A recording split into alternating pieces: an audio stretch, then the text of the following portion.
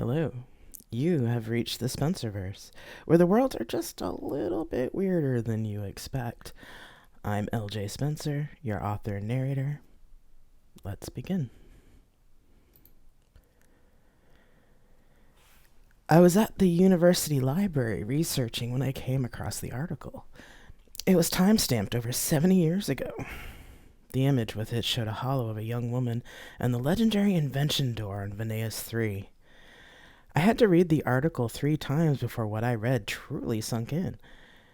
I then spent the next 3 days ignoring my doctorate thesis to dig through the library catalogs in order to find out everything I could about the Invention door and who discovered it. I can't believe it, I said out loud on my third afternoon in the library. Why didn't she tell me anything? Shh, scolded someone from a cubicle near me. Sorry, I whispered back. I stared at all the research in front of me. I had to know why she never said anything. I picked up my tablet and left the library. I took the tram from the university to the residential district and got off at the second-to-last station in the neighborhood my family has lived in since the planet was colonized nearly 500 years ago. It was the oldest part of the colony where architecture ran the gamut of older styles, gray colony panels, and more modern architecture. Trees lined the streets in a neat grid pattern, although the streets were only really used for emergency vehicles and cargo transport. Most people walked or took the trams. Grand's townhouse was a mixture of red brick and gray plascrete. Out front there was a flower garden that she took great pride in tending when she wasn't doing the occasional music lesson for local schoolchildren. As I approached the house, I heard the sound of a violin inexpertly being played. I grinned as I touched the door plate, remembering my own music lessons with her as a kid. I always wondered if Gran was disappointed that I didn't take up a music career like she did. Truth was that even though I liked music, I loved xenoarchaeology more. Come in, Dana, her voice said through the comms panel, and I let myself in. The music room was to the right off the entryway, filled with all types of instruments from floor to ceiling. When I entered, the young kid Gran was teaching looked up and blushed furiously, knowing I'd just heard them play. No worries, I said. You should have heard me play the piano when I was your age. I think Gran had to put cotton in her ears. Both of them laughed. I would never do that, Dana, Gran said. Why don't you have a cup of tea in the kitchen? There's some treats in stasis, too. Thanks, Gran, I said, gave her a kiss on the cheek, and left them to finish the lesson. 10 minutes later, after the kid had left, Gran came into the kitchen and sat down with me at the table, picking up the tea I'd made for her and one of the cookies I'd dug out of stasis. Ah, bless. This is lovely. So, to what do I owe the pleasure of you coming to visit? I took a breath, brought up my research tablet, and passed it to her. Why didn't you tell me you were famous? She took the tablet, scanned it with a sad smile, then handed it back. My parents were famous. I just happened to be into the type of music that the door required. Gran, it wasn't just you almost solving the lock, I replied. You were famous all by yourself, too. You had this whole music career. I listened to some of the music you created, and I had no idea that those songs were yours. Never mind all the covers and remixes people have done of your music. Gran, that's incredible. The old woman shrugged. I did have a decent career, but fame is a fickle beast, she said with a sigh. My parents were obsessed with me opening that damn door and would bring me once a year to try again. I couldn't get any further than I did the first time, so after the 5th time they dragged me there, I told them I wouldn't do it anymore. I can't say that being the Invention door girl didn't help my career when I left music school, but by the time I met your grandfather, I was ready to quit the music scene altogether. It was a lot. Gran stood, putting her cup in the kitchen sink. Thankfully, with your grandfather's business and my residuals, we were able to come back here, settle comfortably, and raise our family. She smiled. and then be able to be here for you once you were born. But Gran, no one, and I mean no one at all, has ever been to get as far as you did. They've tried everything, and still no one's figured it out, I said. Really? She replied, not looking at me. Yes, even though you figured out it was a 31 Ito scale, other people have tried and still failed. Gran got a faraway look for a moment, then said, Well, if I remember right, I think there was more to it than just the music itself. My archaeology senses perked up. Oh? None of the articles I read said anything about additional requirements. Only that they tried to play the 31 Ito scale or hired other musicians to do so, and everyone had failed. The older woman narrowed her eyes at me. Just how many articles did you read, Dana? I thought for a moment, my sleep-deprived brain adding things up. 1,202 news articles, 300 videos, and 2,000 academic packets. When was the last time you slept? Gran gave me that look that only grandparents seem to know how to give. Go on, get upstairs and take a nap. But Gran, I said, we should talk about this. I want to make this my thesis project. I know I could get the funding for this. Dana, you have a perfectly good thesis project that your PhD supervisor has already approved. But Gran, this would be so much better, and it'll have that personal connection that academics just love. No. But... She shook her head. No, Dana. That planet is no fun vacation spot, she said tersely, surprising me. It was dusty, dry, and cold, and the door was hard to get to. Trust me, you'll be better off sticking to your original project. Her face softened, and then she came over and kissed the top of my head. Now go on, take that nap. I'll let your mother know where you are. I'm sure you'll see reason after you've had some sleep. Okay, Gran, I said, and did as I was told. But before I passed out, I set up an appointment with my supervisor. The next day, when I told my supervisor what I'd found, he nearly dropped the tablet in shock. You mean Eva Patterson is your grandmother? He sputtered. Yep. I mean, I kinda wondered, given your last name. Well, yeah, I took on my mom's last name when her and my dad divorced. Right. Wow. I remember seeing one of your grandmother's last concerts. It was incredible. She always used these weird scales and harmonies, and it was really amazing stuff. I had no idea she was the same person who almost solved the invention door. He tabbed through the articles on the tablet. I'll certainly approve a change in thesis. I've no doubt you'll get enough credits to actually go and bring your grandmother with you. I smiled. That was exactly what I wanted to hear. Excellent. Let me know when I need to go before the committee. A week later, in the show of great speed for an academic institution, the PhD committee approved the change in thesis. The week after that, while I was home writing grant proposals, a person in a dark gray suit and blue tie showed up at my apartment. Dana Patterson?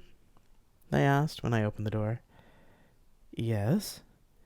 I'm from Dean and Associates Legal Services on behalf of my client, the Blumline Institute. May I come in?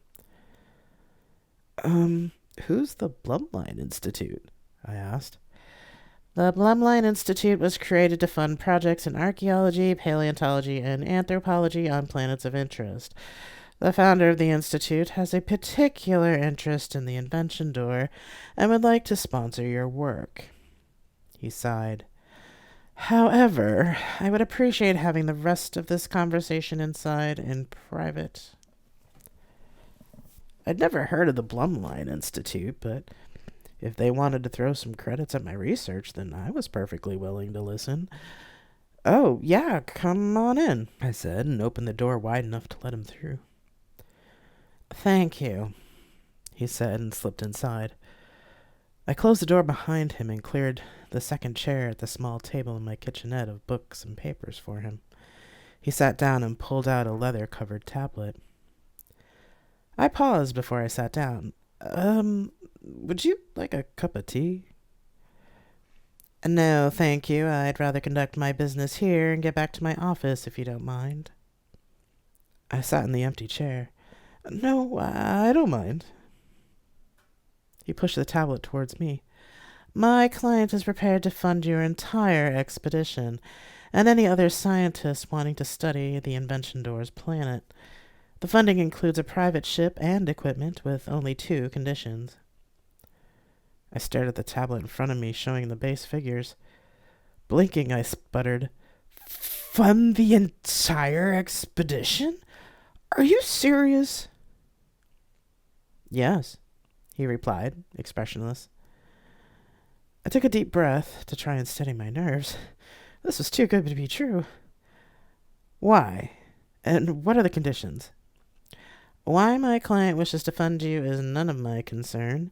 I just offer the contracts to the people they tell me to." He adjusted his tie. "As for the conditions, they're rather simple.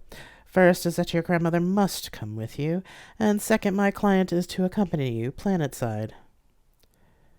That brought me up short. Nothing worse than a financial backer breathing down your neck, trying to make sure you find something worth selling or reverse engineering. I'd seen more than one doctoral student quit completely because of that. I knew there was a catch. I was planning on taking Gran with me anyway, if I can get her to agree. But your client too? I paused. What kind of person are they anyway? If they're going to micromanage the expedition, I'll find another source of funding. He rolled his eyes as if he'd had the same conversation 1,000,000 times. "My client has authorized me to reassure you that this will be your project, start to finish. They will not interfere. They are, well, something of an academic tourist, I suppose you could say. They like to attend the expeditions themselves in order to be there when discoveries are made. They sometimes even lend a hand if the PI approves, as they do have degrees in chemistry and biology in addition to business. They also told me that they have a deepest respect for the scientists and scholars who do the real work in academia." Even though I was impressed with the sentiment, I was still skeptical. "You'll have to forgive me, but this all sounds too good to be true, Mr. Williams," he replied. "I assure you that it's not. My client is always looking to fund rare and interesting expeditions, and in their lifetime they've only funded about 15 of these trips. They're an antiquities dealer, and they deal mostly in ancient and alien musical instruments and recordings." He paused. "They also admitted that they are a big fan of your grandmother's music and would like to meet her." My eyes widened. "They know about Gran?"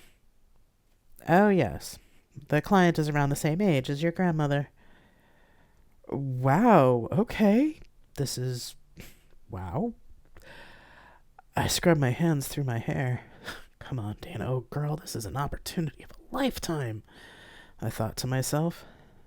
I took a breath and said, "All right, I'll see if I can convince her, but I can't guarantee she'll come." "Yes, my client understands. If she refuses to go, my client will still give a smaller but significant grant along with the use of a ship. They still believe that the research needs doing, regardless of whether your grandmother goes or not." He took the tablet back and tapped it a few times. "I've just sent you the preliminary contract with all the financials along with my contact information. Once you have your answer, let me know. If she does say yes, we will finalize the contract, discharge the ship, and my client will meet you at the Venea Systems Ort Station." He stood, nodded his head, and left, closing the door behind him. My tablet chimed, and Mr. Williams' messages came up. My jaw dropped as I read the details of the credit amounts this mysterious backer was ponying up. Picking up the tablet, I ran to Gran's house without my jacket. Somehow, I would convince her to come with me no matter what. 6 months later, we arrived at Venea Station. It was small compared to the stations closer to the core world, but it was still well appointed. The Blumline Institute ship that was loaned to us for the trip was also richly appointed and felt way too fancy for an expedition ship. But honestly, the equipment that the Institute brought for us was all brand new, and it made me rather giddy to have good, functional equipment for once. The undergraduate students and postdocs from the other departments that were invited to come, along with my supervisor, were all excited to get to Veneas 3 and start working. Honestly, I was too, but before we could continue on, Gran and I had to meet our benefactor. I should have said no to this whole expedition, Gran muttered, nervously as we exited the airlock and headed toward the station's bazaar. Too late to back out now, I said. Did you know about the Blumline Institute? She shook her head. Like I said before, I have no idea who they are. I mean, the only Blumline I know about is a microphone technique. But you did say that the lawyer told you the client liked ancient music, right?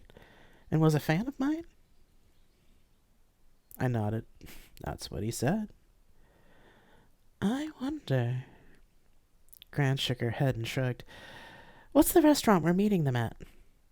Nona's Garden, it said in the email. I replied. Ah, yes, there it is. Oh, and I see Mr. Williams. We approached the restaurant, which looked like it was situated underneath a trellis garden that had actual grapes hanging from the ceiling.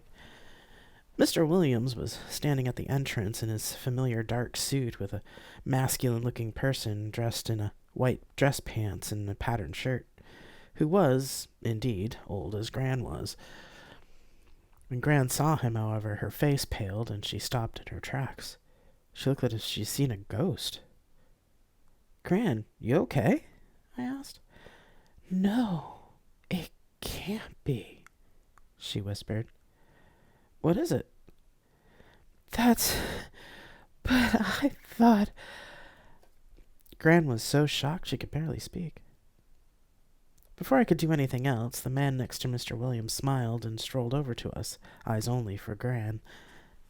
Hello again, Eva, he said in a rich, dark voice. Andreas Dumont? She said. I'd recognize those eyes anywhere, but it can't be. You disappeared. You left me that night on Alpha Centauri Station. No, nothing. I thought that you'd been taken or something. I looked for you, but I couldn't find you anywhere. His face fell a little, and he gave her a sad smile.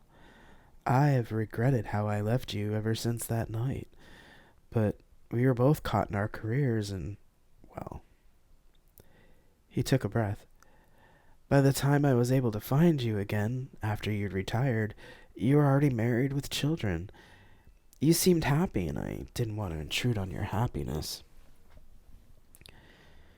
Gran's mouth opened and closed. Andreas held out his hand. Join us for dinner, please. Honestly, Eva, I don't expect anything else from you except to see the invention door while your granddaughter is studying it and maybe lend a hand in the work. Gran nodded and took his hand, still in a daze. I followed them into the restaurant, feeling a bit like a third wheel.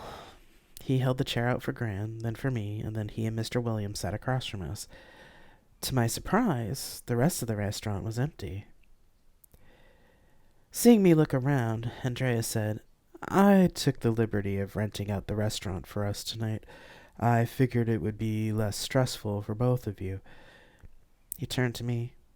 I'm sure this must be all rather confusing, but I really am that invested in your thesis, Dana. I do hope we can figure out how to open the invention door. As Mr. Williams told you, I do have a fondness for ancient musical artifacts. Okay, great, I said, but, how do you know Gran? The older woman blushed furiously, then said, We spent a month together on Alpha Centauri Station while I was there for a music fellowship. It was... He was... She cleared her throat. Andrea smiled warmly at her. It was the single greatest month of my life, he said gently. Unfortunately, your grandmother had her music, and I was interning at my father's antiquities company. We couldn't stay together, mostly because my father wouldn't allow it, but instead of properly saying goodbye, I left without giving her any way to contact me. He glanced at Gran with another sad smile. As I said, I've regretted that every day of my life since.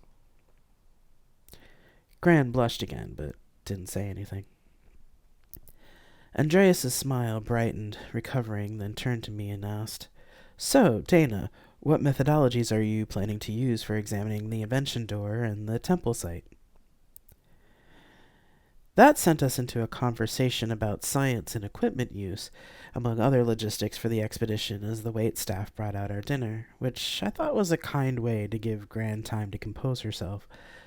Eventually, we turned to other topics, Gran adding her own insights into the conversation as the night progressed.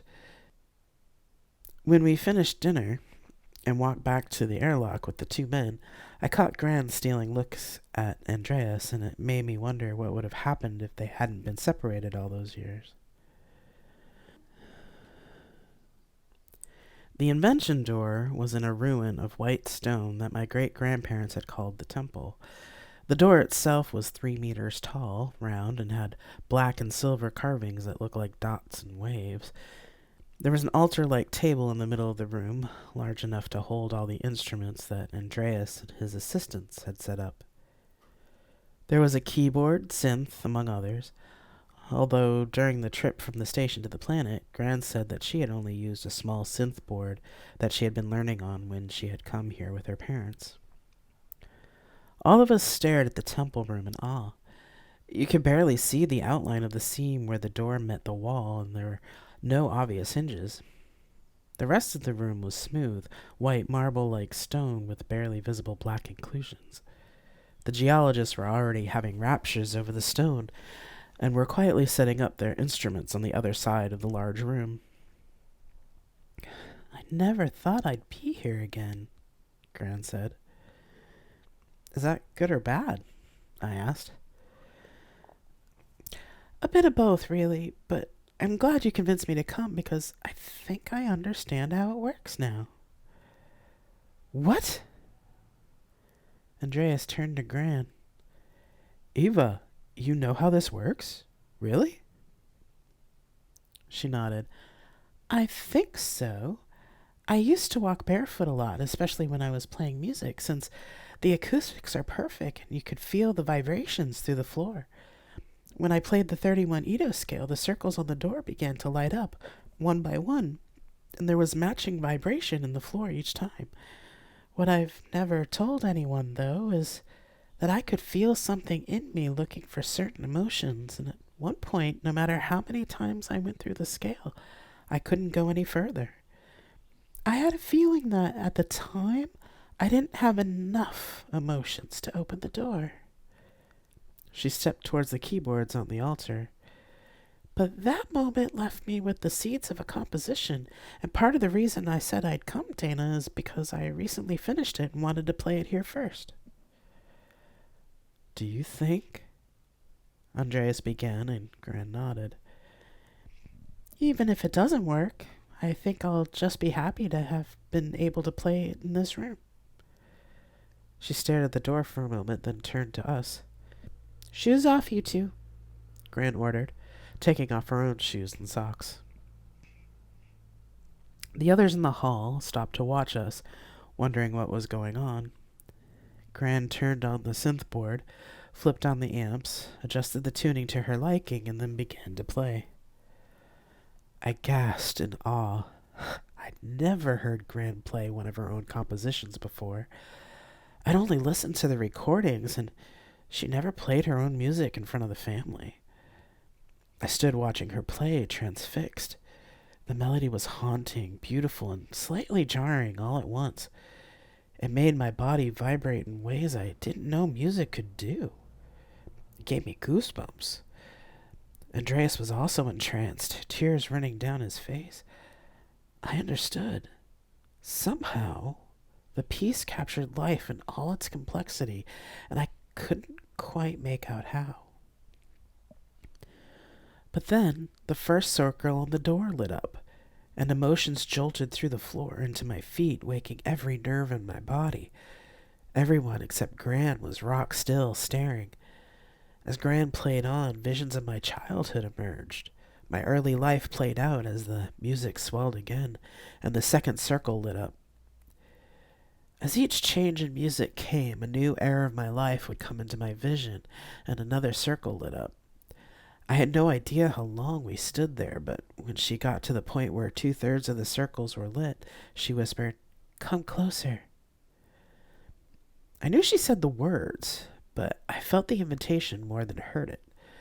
Both Andreas and I moved to within touching distance of her, and somehow we both knew to put one of our hands on her shoulders. The music shifted again and became a crescendo. Suddenly, the visions in my head came to my present and stopped. Again, I was able to comprehend the room as if the music had left me behind because I wasn't old enough for the rest of the piece. Andreas was still staring while he held on to Gran, who was playing the synth board as if in a trance, like a high priestess of an ancient cult. All but 2 of the circles had lit up, and I realized that Gran's playing had slowed and grown quieter, tailing off into the hum of a single note. When she lifted her hand from the synth board, the last note rang in the hall, and we all saw the last circles had lit. There was a clunking sound. The door swung slowly and quietly inward, a bright light flaring for a moment, making me shade my eyes. Gran slumped over the instrument. Andreas came out of his trance to hold her up. He cleared his voice twice before saying, I think you've earned the right to be the first to see what's inside." Gran clung to the man as she nodded and wiped her eyes on her sleeve. I put an arm around her on the other side, and we helped her to the open door. Her eyes went wide as we looked in. "No one is going to believe this." Wide-eyed ourselves at what was in front of us, Andreas and I could only nod in agreement.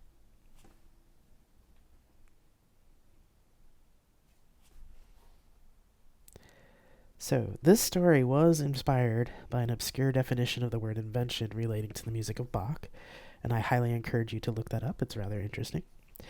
And if you'd like to hear what 31 Ito music sounds like, I invite you to listen to Zhea Rose's amazing piece, Prayer Room, and the link will be available in the description. Thanks for coming by to the Spencerverse, and we'll see you next time.